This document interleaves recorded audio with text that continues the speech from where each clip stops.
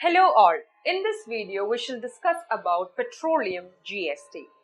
Ever since GST was implemented in India in 2017, there has been always a continuous debate of the need to bring petroleum, diesel, natural gas, crude and crude oil within the ambit of GST.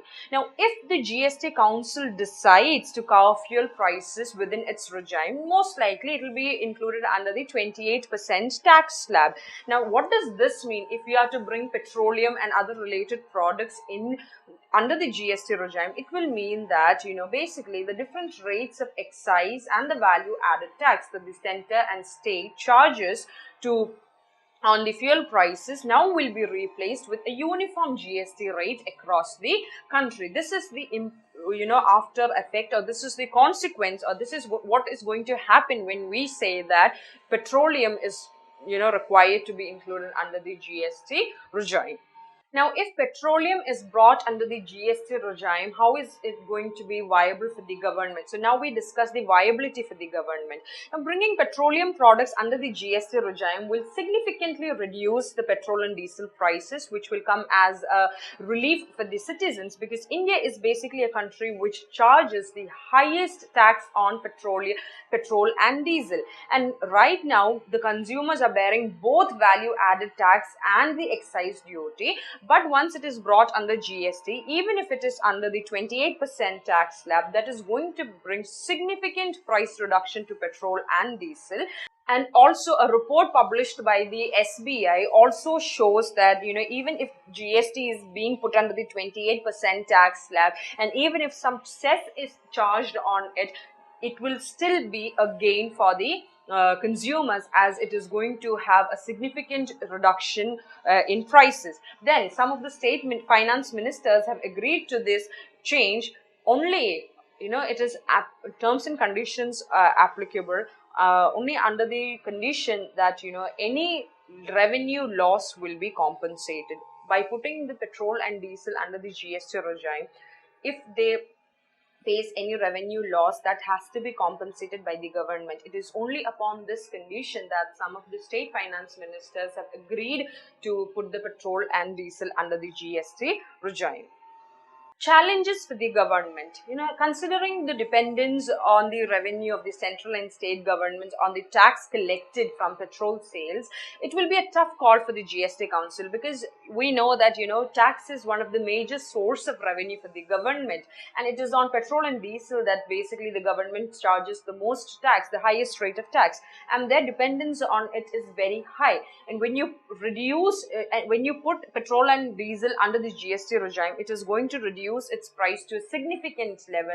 And because of the fact that the government depends on the tax revenue collected from these products, it is going to be a very difficult call for the government, because then the government will have to look for alternate sources of revenue.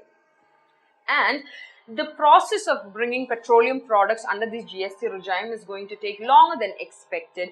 It is also worth mentioning that states generate a considerable amount of revenue from taxing petroleum products, obviously, because like I said, it is excise duties and VAT is being charged by both the central government and the state government. So the state also has its own taxation structure for petrol and diesel. And therefore, when the petrol and diesel is being brought under the GST regime, the state is also going to lose a considerable part of its revenue. Now, it is said that states which have the highest share of tax revenues at present will be the biggest losers if the system shifts to GST. All of us are aware of the fact that the economy was basically non-functional during the lockdown period due to the COVID-19 pandemic. And, the government has initiated a lot of economic stimulus packages also to normalize people's lives after the lockdown, to help them, come out of their poverty that had hit them due to the pandemic situation. Now, if the government brings the petroleum products under GST, it is going to be a very tough call for both the center and the state, because both will stand to lose, as they have initiated most of their revenues for various welfare projects that had been initiated during the pandemic, and therefore that is a very tough call to take for both the state and the center. Now, what can we do in this regard? Petrol prices, as all of us are aware, have touched some 100 rupees in some parts of the country. And it can go down to as much as 75 rupees a litre, and diesel will come back to 68 rupees a litre if it is brought under the ambit of the GST. But there is a lack of political will. Now, why is there a lack of political will? There is a lack of political will because that is one of the major sources of revenue for the government. If the government doesn't have an alternate, or is not able to find an alternate source of revenue which is going to generate that much amount of revenue that the petrol and diesel products are generating as of now, it will become difficult for the government to function. And that is one major reason as to why there is a lack of political will. And therefore, the government can now build up an oil price stabilization fund which can be used in bad times for compensating the revenue loss by cross-subsidizing funds saved from good times without hurting the consumer. We now move on to discuss the model question with respect to the topic that we have been discussing so far.